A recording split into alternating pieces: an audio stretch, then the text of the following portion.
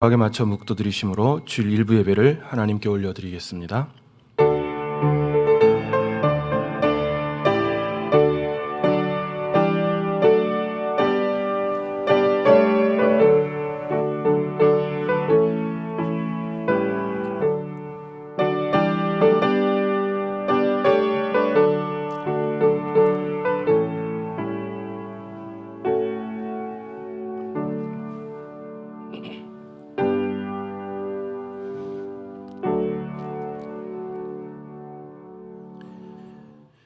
주의 말씀의 맛이 내게 어찌 그리 단지요 내 입의 꿀보다 더 단이이다. 주의 법도들로 말미암아 내가 명철하게 되었으므로 모든 거짓 행위를 미워하나이다. 주의 말씀은 내 발의 등이요 내 길의 빛이니이다. 아멘. 하나님 아버지 감사합니다. 복잡하고 혼란하고 무엇이 정답인지 모르는 그 세상 가운데 우리를 부르셔서 하나님 백성 삼으시고 자녀 삼으시고 예배하게 하시니 감사합니다. 우리의 온 마음과 정성을 다하여 예배할 때에 큰 은혜 주셔서 말씀대로 살아가기를 결단하는 복된 시간 되게 하시고 하나님의 말씀에 비추어 우리의 삶이 하나님 세상의 빛이 되도록 우리를 이끌고 인도하여 주시옵소서. 감사드리오며 예수님의 이름으로 기도드리옵나이다. 아멘. 모두 자리에서 일어나셔서 완전하신 우리의 주님을 찬양하겠습니다.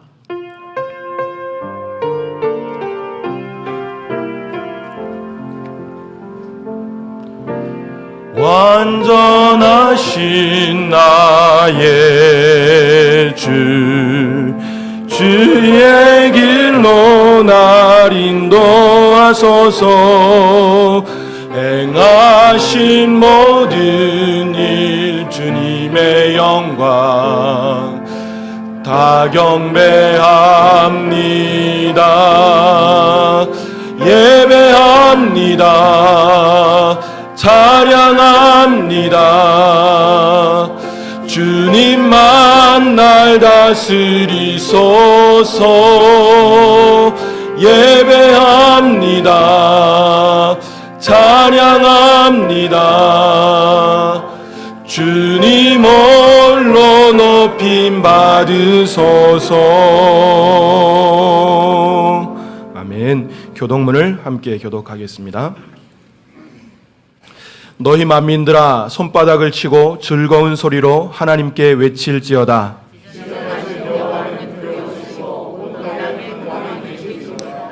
여호와께서 만민을 우리에게 나라들을 우리 발 아래에 복종하게 하시며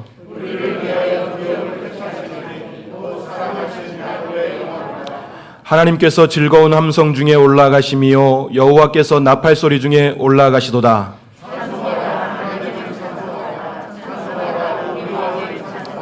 하나님은 온 땅의 왕이심이라 지혜의 시로 찬송할지어다.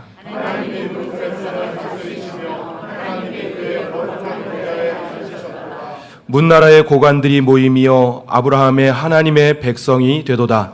세상의 모든 방패는 하나님의 것이며 그는 높임을 받으시리로다. 아멘. 사도신경으로 우리의 신앙을 고백하겠습니다. 전능하사 천지를 만드신 하나님 아버지를 내가 믿사오며 그 외아들 우리 주 예수 그리스도를 믿사오니 이는 성령으로 잉태하사 동정녀 마리아에게 나시고 본디오 빌라도에게 고난을 받으사 십자가에 못 박혀 죽으시고 장사한 지 사흘 만에 죽은 자 가운데서 다시 살아나시며 하늘에 오르사 전능하신 하나님 우편에 앉아 계시다가 저리로서 산 자와 죽은 자를 심판하러 오시리라. 성령을 믿사오며 거룩한 공회와 성도가 서로 교통하는 것과 죄를 사하여 주시는 것과 몸이 다시 사는 것과 영원히 사는 것을 믿사옵나이다. 아멘. 모두 자리에 앉으셔서 찬송가 11장 함께 해드리시겠습니다.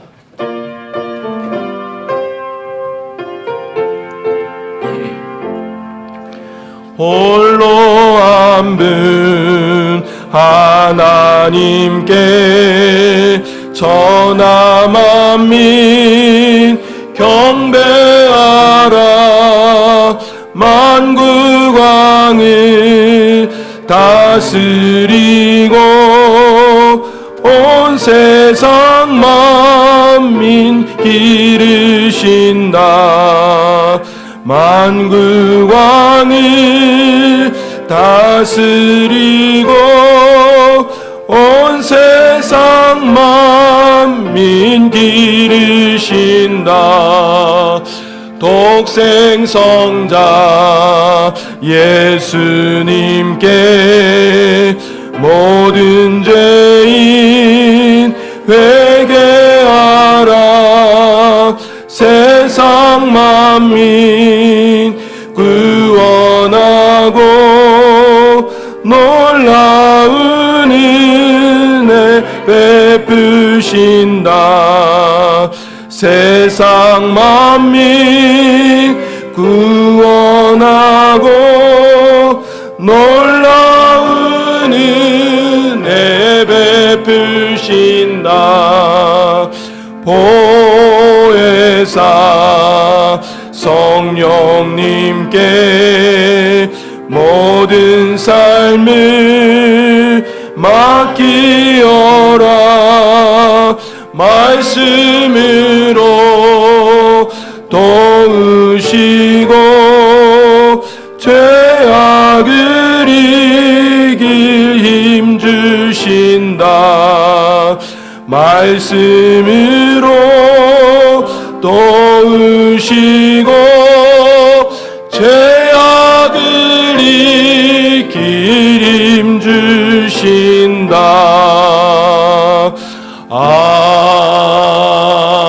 아멘. 이 시간 우리를 대표해서 이정훈 안수 집사님께서 기도 인도해 주시겠습니다.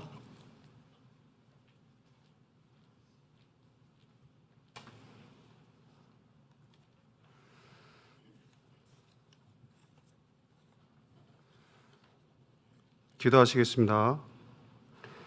여호와 하나님을 찬양합니다. 말씀으로 우주 만물을 만드시고 특별히 하나님의 형상을 따라 사람을 만드시고 자녀 삼아 주심에 감사드립니다. 또한 거룩한 성전에서 드리는 저희의 예배를 기쁘게 받아주셔서 감사드립니다. 한 주간도 주님의 은혜로 건강하고 순탄하게 지켜주심에도 불구하고 낙심하고 불평하며 세상의 유혹에 빠져 죄를 지었다면 이 시간 회개하오니 용서하여 주시고 거룩한 길, 생명의 길, 부흥의 길 가게 하여 주시옵소서. 주님의 몸된 거여제일교회를 통해 영광을 받아 주시옵소서. 코로나로 힘든 시기이지만 온전한 주일 성수를 통해 예배의 성공자가 되게 하여 주시고 형통한 삶을 살게 하여 주시옵소서. 코로나와 여러 질병, 가난, 슬픔, 악한 환경도 성령님의 도우심으로 이기게 하여 주시옵소서.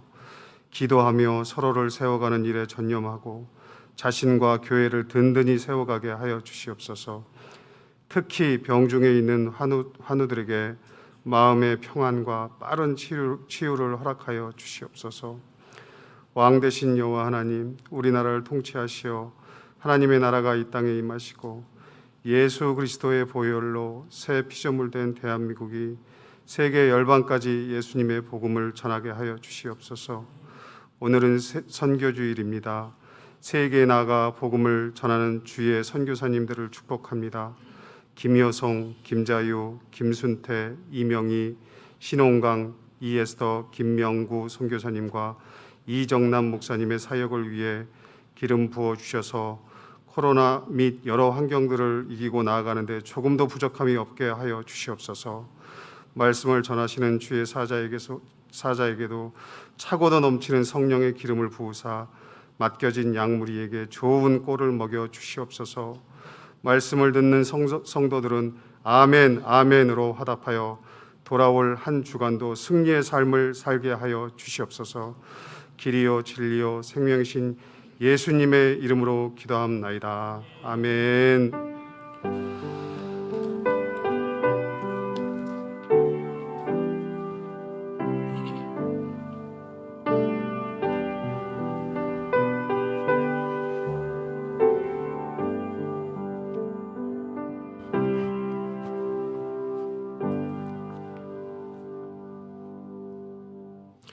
찬송가 559장 함께 드리시겠습니다.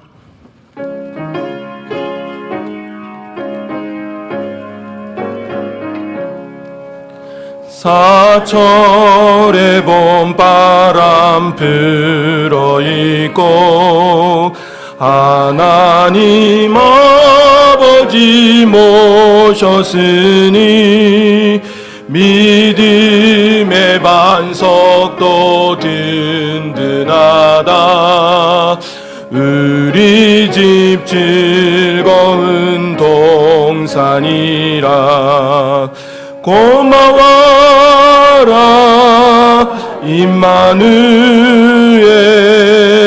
예수만 섬기는 우리 집 이리 와라 임마누엘. 복되고 즐거운 하루하루. 어버이 우리를 고이시고 동기들 사랑에 뭉쳐있고 기쁨과 소름도 같이 하니 한간의 초가도 천국이라. 고마워라 임마누엘, 예수만 섬기는 우리 집. 고마워라 임마누엘, 복되고 즐거운 하루하루. 아침과 저녁에 수고하여 다 같이 일하는 온 식구가 한 상에 둘러서 먹고 마셔. 여기가 우리의 낙원이라면. 고마워라 임마누엘, 예수만 섬기는 우리 집. 고마워라 임마누엘, 복되고 즐거운 하루하루. 아멘. 이 시간 담임 목사님 나오셔서 봉헌 기도 후에 교회 소식 전해주시겠습니다. 하나님 아버지 고맙습니다. 오늘도 하나님을 아버지라 부르며 예배하게 하시고 함께 나와 주님을 찬양하며 귀한 예물 하나님 앞에 드릴 수 있는 은혜 주심을 감사합니다. 우리 예물을 받아 주옵소서. 우리의 예배와 우리의 중심을 받아 주시옵소서. 하나님은 크신 하나님이십니다. 영광 가운데 거하시는 하나님이십니다. 모든 영광 하나님 받으셔야 할 줄로 믿습니다. 영광 거두어 주옵시고 드린 성도의 손길들 하나하나 기억하시고 은혜와 복으로 갚아 주옵소서. 모든 말씀을 예수님의 이름으로 감사하며 봉헌기도 드리옵나이다. 아멘. 교회 소식을 전합니다. 오늘 선교주일입니다. 마지막 주일인데요. 오후 예배, 헌신 예배는 드리지 못할지라도 선교 헌금 함께 동참하셔서 선교에 참여하시기를 바랍니다. 이제 방학이 다가오고 여름 성경학교 시즌이 왔는데 저희 교회에서는 여름 성경학교와 수련회를 보류하기로 했습니다. 왜냐하면 요즘 코로나 때문에 아무래도 서로 안전을 위해서 또 그리고 정부 시책에 우리가 호응하는 의미에서 성경학교와 수련회 일정이 모두 중지되고 각 기관에서 다른 프로그램을 진행하는 들로 알고 있습니다. 그렇게 하시고 위에서 기도해 주시기를 바랍니다. 코로나가 새로운 국면에 들어섰어요. 옛날에는 우한, 대구, 신천지 이렇게 국한이 돼 있는데 이제는 그게 없어요. 언제 어디서 감염될지 아무도 모릅니다. 최근 발병되는 환자들을 추적하면은 어디서 발병됐는지 감염의 원인을 찾지 못하는 경우가 참 많아요. 그래서 우리가 서로 모두 조심해야 되는데요. 지난 주간 이 뉴스를 보다가 깜짝 놀랄 뉴스를 하나 봤는데요. 대구의 캐토릭 의대에서 병원에 찾아오는 환자와 가족들, 그런 분들을 대상으로 무작위로 검사를 했답니다. 무슨 검사를 했냐면은 코로나 바이러스의 항체를 가지고 있는 사람이 몇 사람이나 되는가. 이 말은 무슨 말이냐 하면은 코로나 바이러스에 걸렸다가 나아서 그 몸에 코로나 저항력이 생긴 사람이 몇 사람이나 되느냐, 이걸 조사한 거예요. 그래서 그 환자와 보호자들을 대상으로 이렇게 검사를 했더니 검사한 수의 7.6%가 코로나 항체를 가지고 있다라는 말이죠. 7.6%가 가지고 있다. 이게 무슨 의미인지를 잘 모를 거예요. 무슨 의미냐 하면 대구의 코로나 확진자가 얼마냐 하면은 6,900 몇 명이더라. 외웠는데 36명입니다. 6,936명. 이것은 대구 시민의 0.3%예요. 0.3%. 그러니까 대구 시민의 0.3%, 약 7,000명이 바이러스 확진자였어요. 그런데 7.6%가 항체를 가지고 있다는 말은 무슨 의미가 되냐 하면은 18만 5천 명이 걸렸다 나았다는 얘기예요. 무슨 말인지 알겠죠? 그러니까 보세요. 내가 걸렸는지도 모르고 걸렸다가 나은 줄도 모르고 살아가는 사람이 18만 명이라는 얘기예요. 물론 이게 병원에 찾아온 사람들만 대상으로 했기 때문에 전체적으로 정확하다고 말할 수는 없어요. 그러나 분명한 것은 코로나가 우리가 생각하는 것보다 더 광범위하게 퍼져 있다는 얘기예요. 무슨 말인지 알겠죠? 그러니까 조심하셔야 돼요. 꼭 마스크 쓰셔야 되고, 예? 손 열심히 또 닦으셔야 되고, 항상 조심하셔서 불미스러운 일이 여러분 가정에 일어나지 않기를 주님의 이름으로 축복합니다. 교육국 모임이 2시 반에 본당 1층 교육관에서 모이게 되겠습니다. 무슨 교육국을 1층 교육관 넓은 데서 모이네요. 그죠?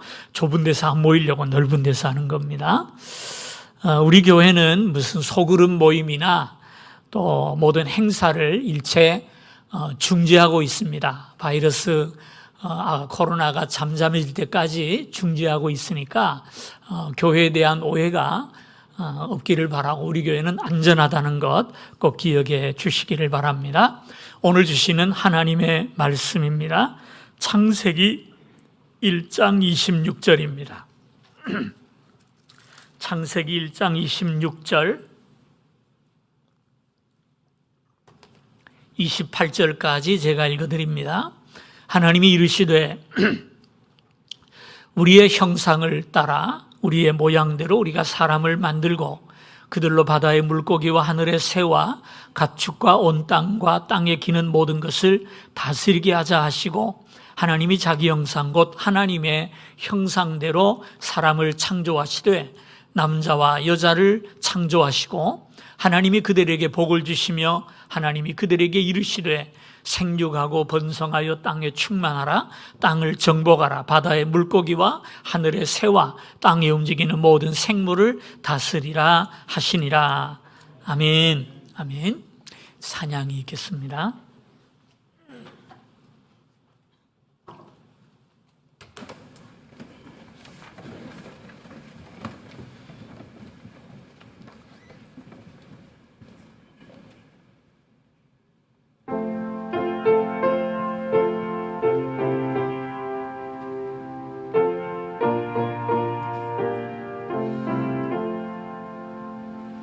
주 나의 완성이시니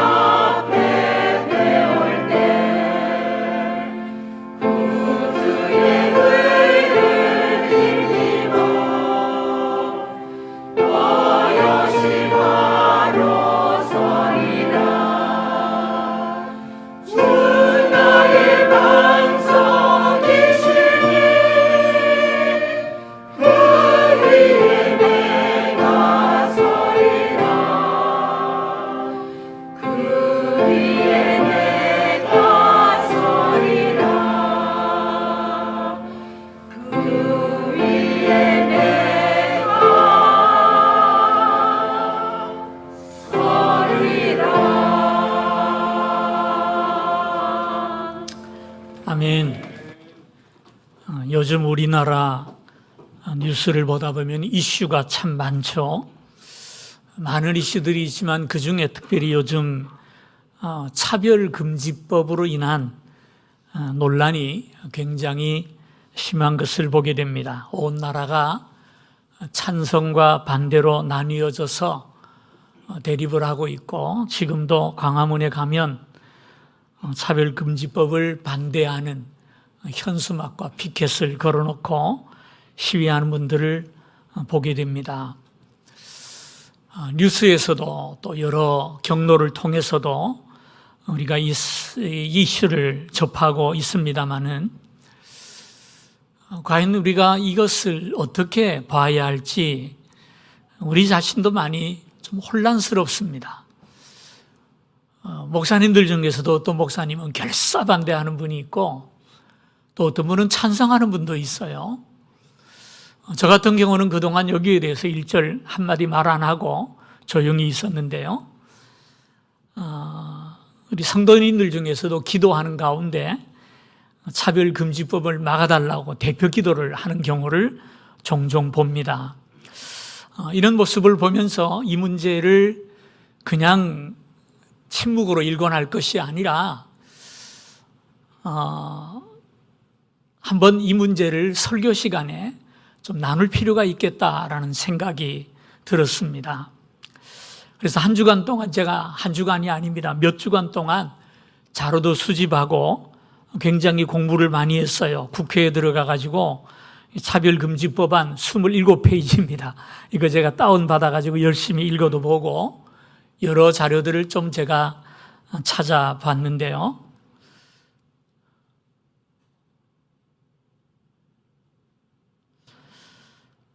그 결과를 얘기한다면 아직 나오면 안 됩니다. 찬성하는 분이나 반대하는 분들이나 이 법을 잘 모르더라고요.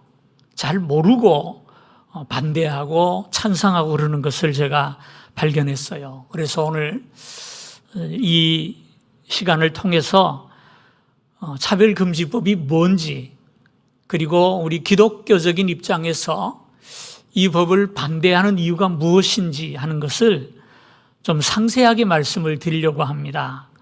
그러다 보니까 설교라기보다는 강의 쪽이 될 것 같은 생각이 들어서 좀 조심스럽고요. 또 이 주제가 너무나 예민해가지고 뭐라고 말을 하든지 간에 찬성하는 사람, 반대하는 사람이 분명히 있을 겁니다. 그러니까 이해하시고 끝까지 들어주시기를 바라고요. 저 자신도 법에 대해서는 잘 모르기 때문에 이 법안을 읽어도 잘 무슨 말인지 이해가 납득하기 어려운 모호한 문구들이 굉장히 많아요. 거기다가 한 짧은 30분 동안 이걸 다 다룬다는 게 사실은 무리입니다. 그래서 개괄적인 말씀만 드릴 수밖에 없는데요. 먼저는 이 법이 무엇인지를 좀 같이 나누고, 그 다음에는 성경적인 관점에서 우리가 이 법을 어떻게 보아야 할지를 잠깐 말씀을 드리려고 합니다. 지난 6월 29일입니다. 얼마 한 달 전인데요. 장혜영 정의당 국회의원과 21대 국회의원 10여 명이 함께 사인을 하고 차별금지 법안을 국회에 발의를 했어요. 이와 동시에 국가인권위원회에서도 평등법이라고 이름을 붙여가지고 차별금지법을 시급히 제정해야 한다고 국회에 촉구하기도 했습니다. 정의당에서 이 법을 발의할 때 그 이유를 보면 이렇게 밝히고 있습니다. 발의한 서원인데요. 헌법의 평등권 보장 규정에도 불구하고 많은 영역에서 차별이 여전히 발생하고 있으며 피해자가 제대로 보호받지 못하는 실정이므로 실효적인 차별 구제 수단을 도입해서 사회적 약자에 대한 신속하고 실질적인 구제를 도모하는 데 있다. 이렇게 이 법을 발의하는 이유를 내어놓고 있어요. 다시 말해서 이 법은 동성애를 반대하는 말을 하거나 설교하는 사람들을 처벌하기 위한 것이 아니라 다양한 사람들이 우리 사회에 공존할 수 있다는 희망을 주는 법이 차별금지법이다, 이렇게 이야기를 합니다. 언뜻 보면 굉장히 훌륭한 법이고 꼭 필요한 법이라는 생각을 할 수밖에 없어요. 그런데 그와 똑같은 날입니다. 같은 날 한국프레스센터에서는 시민단체와 법조계, 기독교를 포함한 불교, 천주교 여러 단체들 약 500개 가까이 단체가 모여서 진정한 평등을 바라며 나쁜 차별금지법을 반대하는 전국연합이라고 하는 단체를 세우기 위해서 창립준비위원회를 발족시켰어요. 진정한 평등을 바라며 평등을 반대하는 것이 아니죠. 나쁜 차별금지법을 반대하는 전국연합이라고 하는 단체입니다. 그러면서 이 정의당에서 발표하는 이 차별금지법을 반대하는 이유를 세 가지로 얘기를 해요. 첫째는 이것은 표현의 자유를 제한하는 법이다. 누구나 찬성할 수도 있고 반대할 수 있는데 반대하는 사람의 입을 틀어막는 법이 차별금지법이다라는 것이고요. 두 번째로 성소수자를 권력에 이용하는 것이다. 표 때문에 하는 짓이다라는 얘기입니다. 쉽게 말하면은 보면은 다수당은 이런 법안을 안 내놔요. 항상 소수당이 적은 표라도 좀 모으기 위해서 이 법을 이용하죠. 세 번째로 특수한 가치, 다시 말해서 쉽게 말해서 무슨 동성애라든지 어떤 고용에 대한 특수한 가치를 법률로 강제하려는 시도다라고 세 가지 이유를 들면서 반대 입장을 발표를 했습니다. 여러 기관에서 반대하지만 그 중에서도 사실은 기독교계의 반대가 가장 심한데요. 이렇게 중요한 법안을 왜 반대하는 것일까? 우리가 서로 차별 없는 평등한 세상에서 살아가는 것이 뭐가 잘못이어서 이것을 반대하느냐? 이런 얘기를 하면서 반대하는 사람들은 이 법을 오해하기 때문에 반대한다라고 얘기를 해요. 무엇을 오해하느냐? 첫째로 이 법안은 이건 지지하는 사람들의 얘기입니다. 일상생활의 모든 영역에 적용되는 것이 아니고 단지 네 곳에만 적용이 된다는 거예요. 첫째는 고용, 그러니까 취업할 때. 두 번째는 재화, 용역 등의 공급이나 이용. 세 번째는 교육기관의 교육, 직업훈련. 네 번째는 행정 서비스 등의 제공이나 이용 과정에서 네 가지 이유에서 합리적인 이유 없는 차별을 할 때 이 법이 적용된다는 거예요. 그러니까 예를 들어서 설교를 못한다거나 전도를 못한다거나 하는 것은 이 법안에 없습니다. 설교하는 데는 문제가 없어요. 교회 안에서. 두 번째로 이 법안에서 형사처벌 조항은 딱 한 군데뿐이랍니다. 사용자나 임용권자 혹은 교육기관의 장이 차별받는 사람이 구제받기 위해서 인권위원회에 진정하거나 어떤 소송의 절차를 밟는다는 이유로 직원이나 교육성을 해고, 전보, 징계, 퇴학 등 불이익을 했을 때만 처벌이 가능하다는 거예요. 그러니까 그런 말을 했다고 해서 처벌받는 것이 아니라 그런 말을 들은 사람이 인권위원회에 제소하거나 법에 호소를 하는 것을 보고 이 기분 나쁘다, 너 그만둬 했을 때만 형사처벌이 된다는 거예요. 예? 그러면서 형사처벌도 1년 이하의 징역이나 1천만 원의 이하의 벌금으로 굉장히 가벼운 편이다, 이렇게 이야기를 해요. 오해가 없는 것은 아니에요. 그런데 여기에 함정이 있어요. 어떤 함정이 있냐면 교회 안에서 설교 가능합니다. 동성애에 대한 반대 입장 표명 가능합니다. 그러나 신학교는 학교예요. 미션 스쿨도 학교예요. 그러므로 거기서는 이런 말을 일체 할 수 없죠. 유튜브나 설교를 했다 하더라도 그 설교를 유튜브에 올리거나 또는 목사가 대학에 강의를 가서 이런 얘기를 절대 할 수 없죠. 더 나아가서 또 하나의 함정이 있어요. 고용의 문제인데요. 예를 들어서 자꾸 제가 이 동성애를 얘기해서 언급을 죄송합니다만 여러 가지가 있어요. 동성애를 하는 분이 우리 교회 교육 전도사로 지원을 했다고 합시다. 그 이유로 그분을 채용하지 않는다면 그는 법법행위가 되는 겁니다.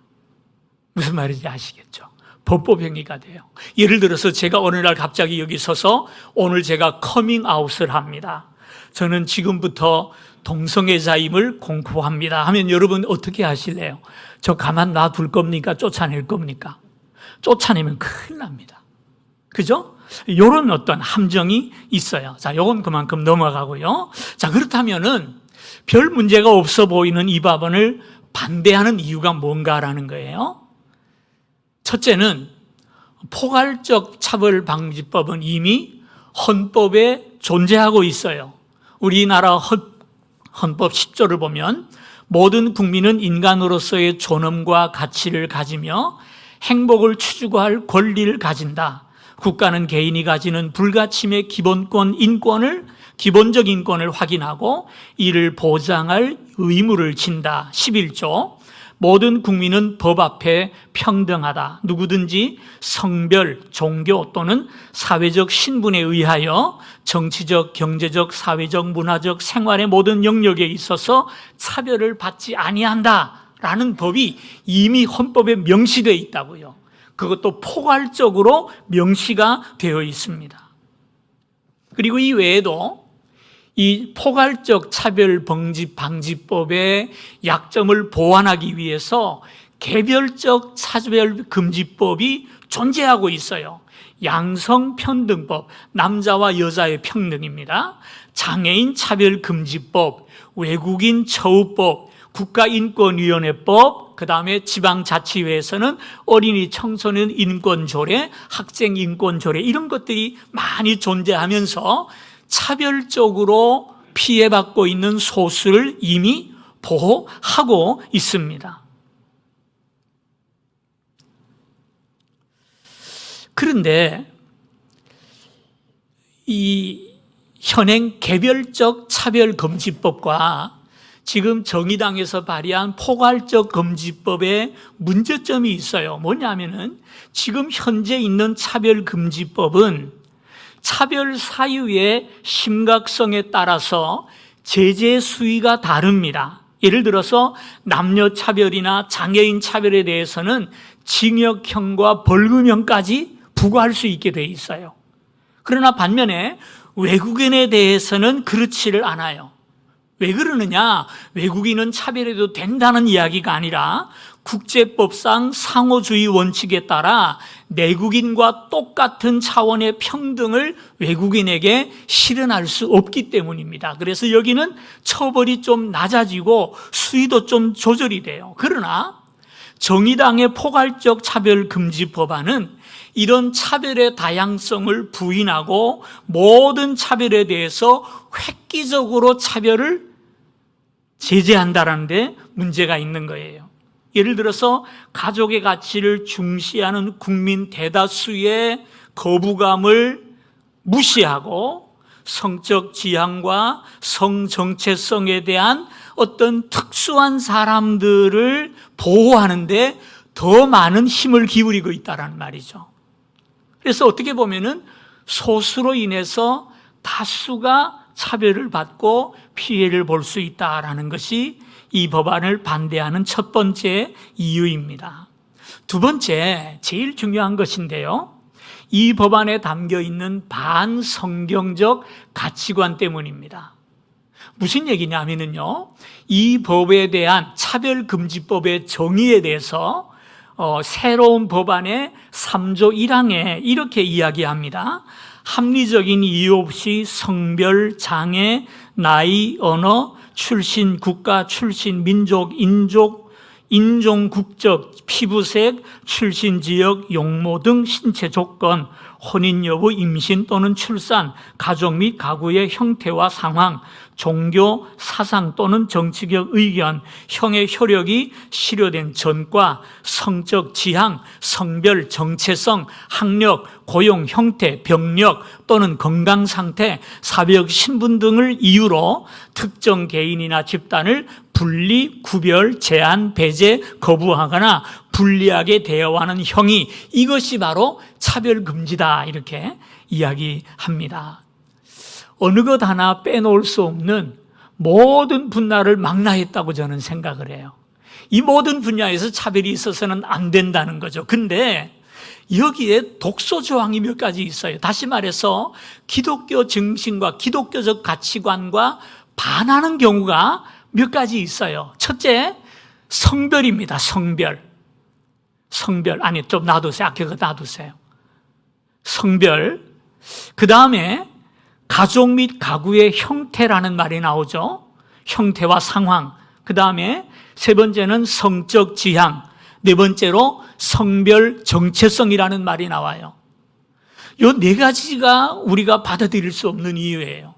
첫째로 성별을 보십시다. 이 2조에 보면은 3조 1항에서 이 법을 얘기하고 2조에 용어 설명을 합니다. 용어 성별을 하는데 성별에 대해서 차별해서는 안 된다는 것인데, 성별이란 무엇이냐? 여성, 남성 그 외에 분류할 수 없는 성을 말한다 그랬어요. 여성, 남성 말고 또 다른 성이 존재합니까, 여러분? 우리 상식에도 없고 성경에도 없어요. 하나님이 자기 형상 곧 하나님의 형상대로 사람을 창조하시되 남자와 여자와 그 외에 분류할 수 없는 성을 창조하시지 않았단 말이에요. 남자와 여자만 창조하셨어요. 그렇죠? 제가 오늘 목이 좀 안 좋네요, 이상하게. 그래서 성경에 인정하지 않는 성을 헌법에서 다루고 있다는 것이죠. 두 번째 사항인데요. 성적 지향이란 이성애, 동성애, 양성애. 이성애는 뭐고 양성애는 뭔지 모르겠습니다. 그러니까 양성애는 남자와 여자를 동시에 사랑할 수 있는 것을 얘기하겠죠. 그 다음에 등이라는 말이 있어요. 등. 그러면 여기에는 짐승도 들어가고 별게 다 들어갈 수 있어요. 그죠? 그래서 이 양성의 등, 감정적, 호의적, 성적으로 깊이 이끌릴 수 있고 친밀하고, 그러니까 사랑할 수 있죠. 강아지를 사랑할 수 있어요. 그러나 성적인 관계를 맺거나 맺지 않을 수 있는 개인의 가능성을 말한다 그랬어요. 성적인 관계를 맺을 수 있다는 것을 이야기하죠. 그래서 이 법은 동성애만이 아니라 수간이라고 하죠. 그죠? 짐승과의 관계까지도 허용을 하고 있어요. 유럽에서 이 법이 벌써 옛날에 통과가 됐는데요. 유럽에서 나타나는 것이 수간샵이 있다 그래요. 수간샵. 제가 어릴 때 종암동에 살면서 이렇게 개천을 따라가다 보면 이렇게 홍등가라는 것이 있었어요. 그래가지고 여자들이 이렇게 다 비치는 옷을 입고 앉아서 빨간 불을 켜놓고 손님들을 부르는 것을 제가 봤거든요. 어릴 때. 저 뭐 하는 데일까 굉장히 궁금했었어요. 그때는요.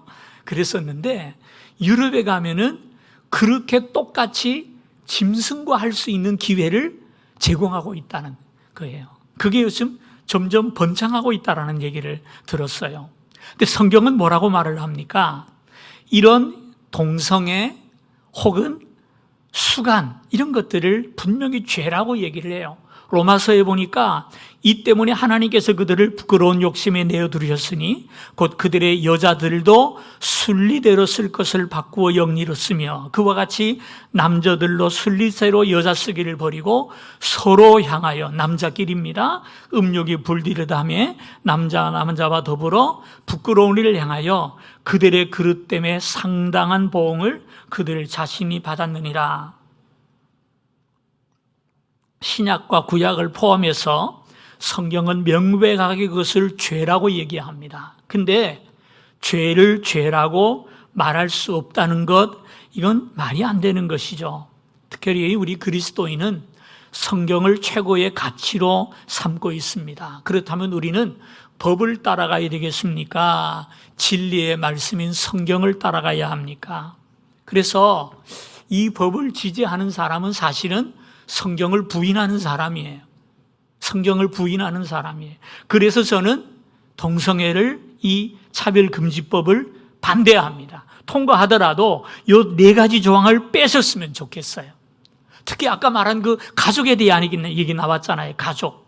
예? 가족과 가구의 형태와 상황이라 그랬는데 이거 웃기는 겁니다, 여러분. 가족과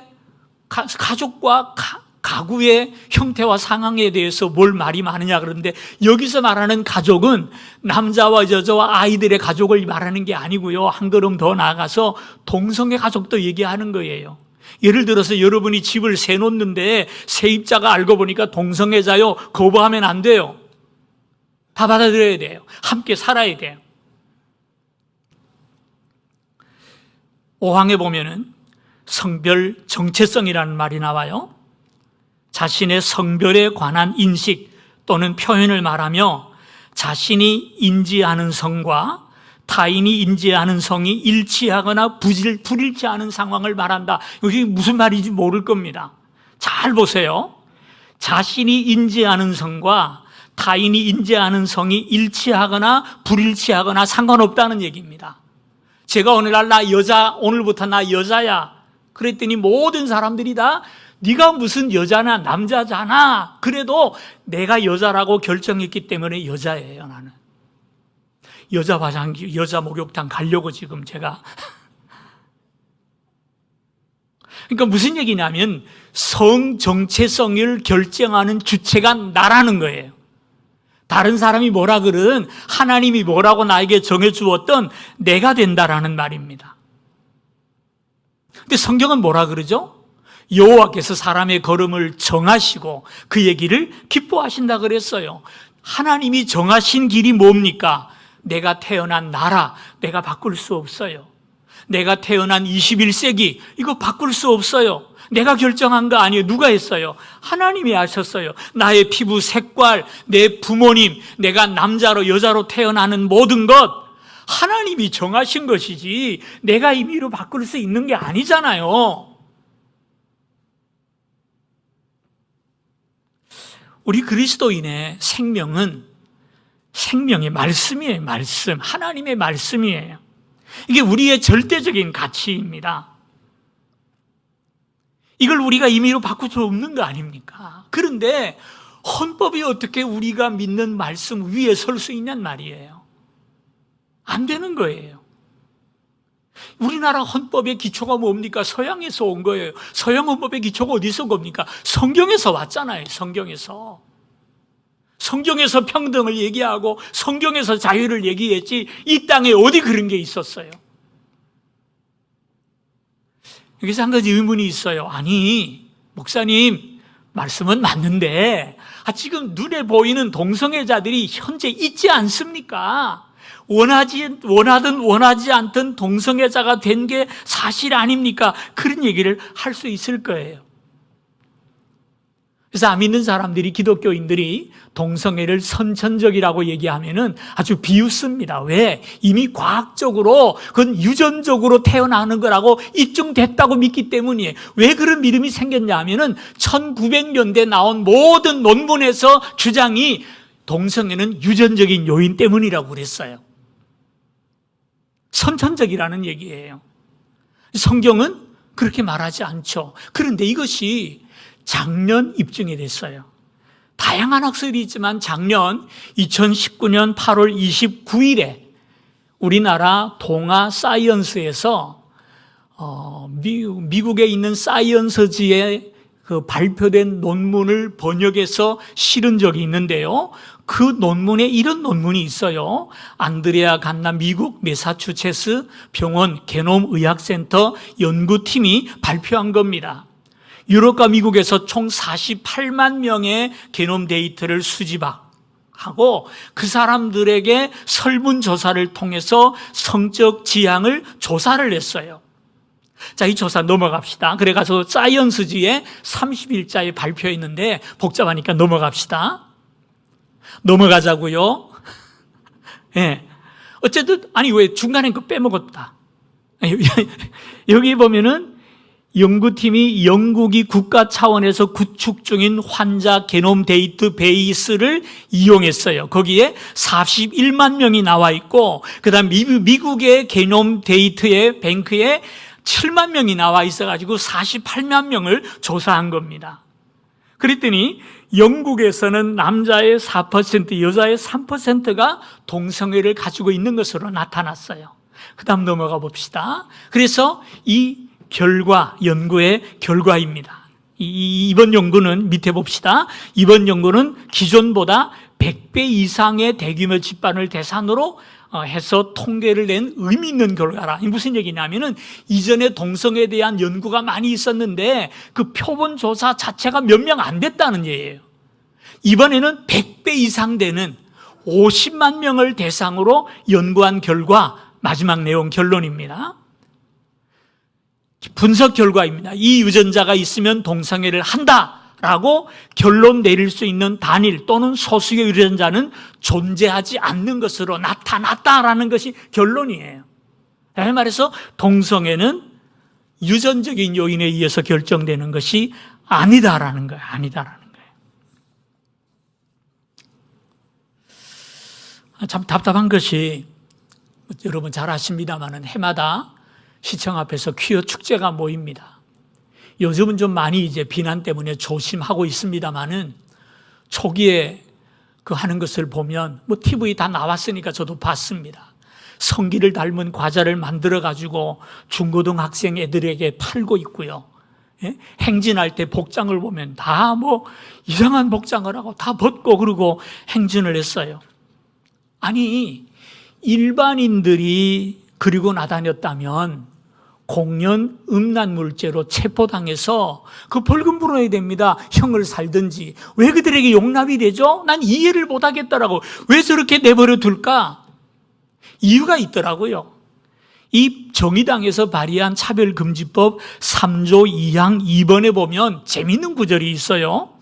현존하는 차별을 해소하기 위하여 특정한 개인이나 집단을 잠정적으로 우대하는 범위와 이를 내용으로 하는 법령의 제정, 개정 및 정책의 수립에 해당하는 경우에 이 차별 금지에도 예외가 있어요. 차별해도 되는 경우가 있어요. 어떤 경우가 되냐면은 지금 현존한 법으로 차별받는 사람들, 그 사람들을 위해서 법령을 세우거나 개정하거나 정책을 수립하는 과정에 일어나는 차별은 괜찮다는 얘기예요. 그러니까 시청 앞에서 이런 일이 일어나는 거죠. 근데 지금 우리나라 대한민국 헌법에서 차별받는 사람 없어요. 더 무서운 건 네 번째입니다. 이 법이 다양한 개인의 관점까지 통제하기 때문입니다. 우리 헌법은 다양한 생각과 사상을 인정을 합니다. 사람마다 생각이 다르고 표현할 수 있는 자유와 권리를 가지고 있어요. 그러나 그 자유와 권리는 다른 사람의 자유와 권리를 침해하지 않는 선에서 가능하죠. 내 자유가 남의 자유를 침해한다면 그건 잘못된 자유이지 제대로 된 자유가 아니라는 말입니다. 그러나 이 법은 내 자유를 위해서 소수의 인권을 보호하기 위해서 다수의 자유와 권리를 침해할 수 있다는 것입니다. 개인의 기본권을 침해할 위험성이 이 법에 있다는 것입니다. 지난 주간에 국회에서 통일부 장관 청문회가 있었어요.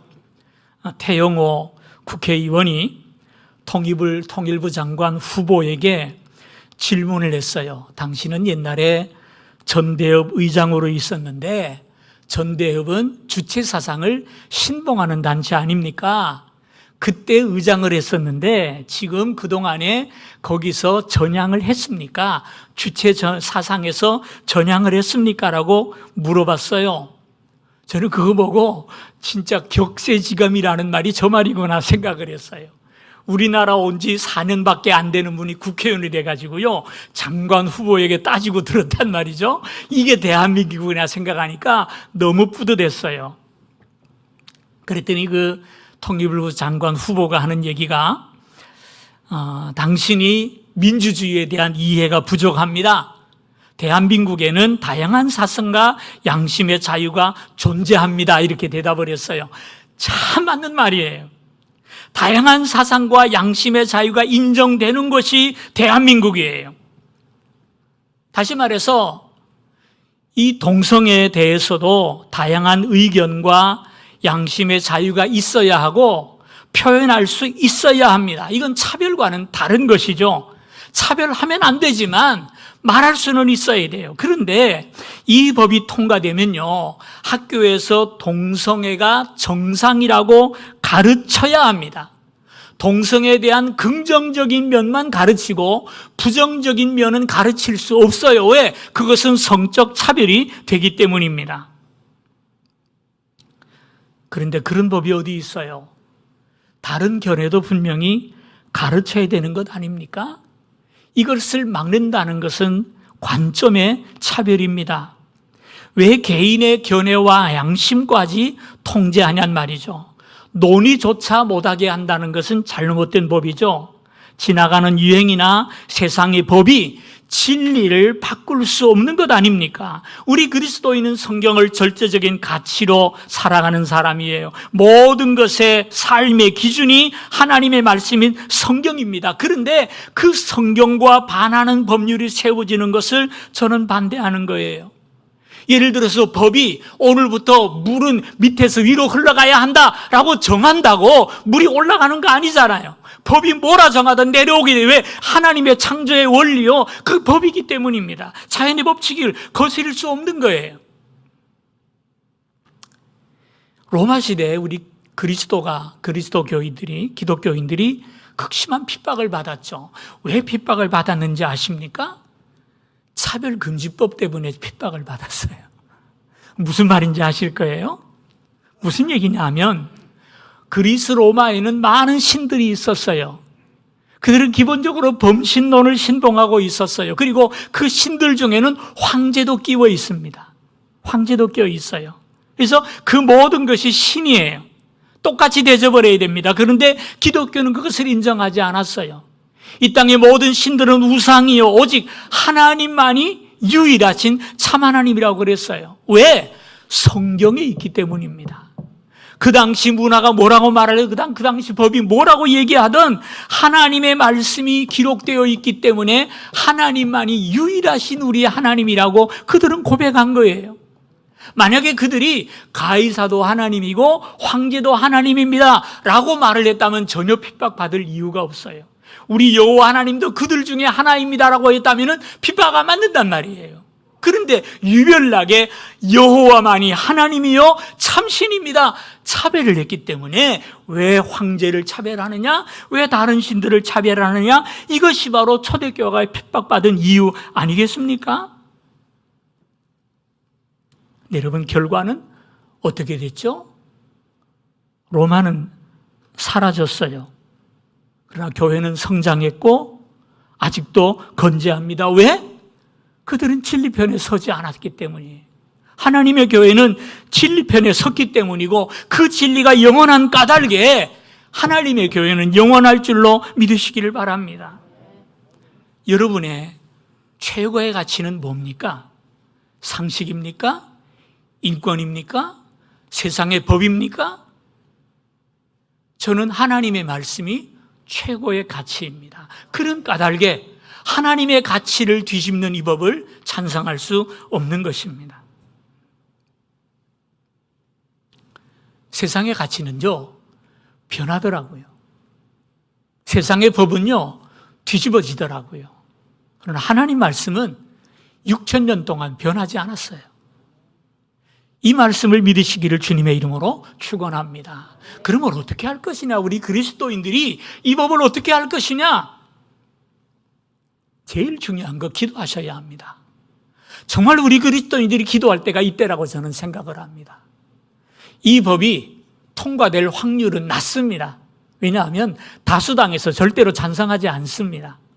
그러므로 통과되지는 않을 거예요. 그런데 가만히 있으면 통과됩니다. 가만히 있으면 통과돼요. 두 번째는 또 들어야 돼요. 그래서 또 들어야 돼요. 덮어놓고 설교 못하게 한다, 전도 못하게 한다, 그러고 떠들지 말고 합리적인 이유를 얘기하면서 떠들어야 돼요.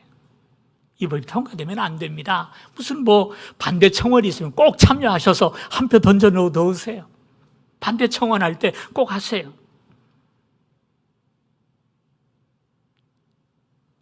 성경은 이 법을 인정하지 않습니다. 이 법은 또 다른 차별금지법에 불과합니다. 개인의 자유와 권리를 침해하는 법이 될 수밖에 없어요. 그러므로 이 법을 저는 한국 기독교와 함께 반대합니다. 성도님들도 이 법에 대해서 분명한 지식을 가지고 경각심을 가지고 이 법에 대해서 기도해 주시기를 주님의 이름으로 부탁합니다. 기도하겠습니다.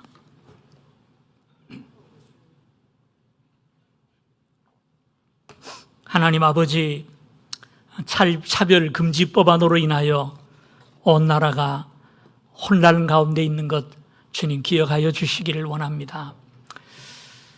차별을 금지하는 것이야말로 너무나 중요한 말씀이고 꼭 필요한 내용이지만 그 가운데 숨겨져 있는 특정한 법률 때문에 우리가 이를 위해서 기도할 수밖에 없고 함께 참여할 수 없음을 주님 앞에 또 나라 앞에 공포합니다. 주님, 이 나라를 불쌍히 여겨 주시옵소서.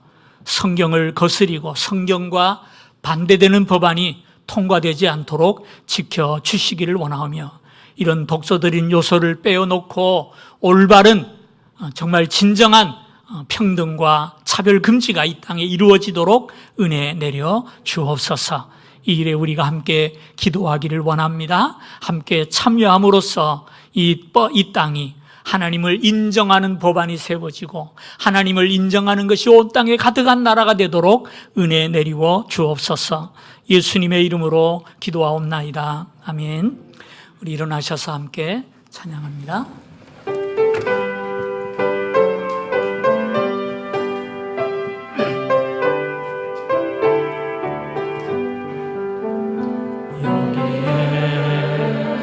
이 누리 주의 은총 받은 자여라.